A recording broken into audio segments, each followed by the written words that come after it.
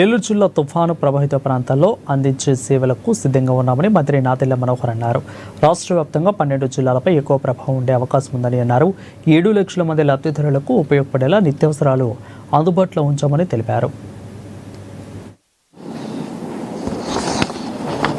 రేపు ఉదయం 9 నుంచే 12 జిల్లాల్లో కూడా అంటే Srikakulam, Vizianagaram, Visakhapatnam, Anakapalli, Kakinada, doctor BR Ambedkar Konaseema, west Godavari, Krishna, Bapatla, Prakasam, Nellore, Tirupati ఈ జిల్లాలు 12 జిల్లాలకి గాను 14,145 ఫేర్ ప్రైస్ షాపులు రేపు ఉదయం నుంచే ప్రజలకి అందుబాటులో ఉంటాయి.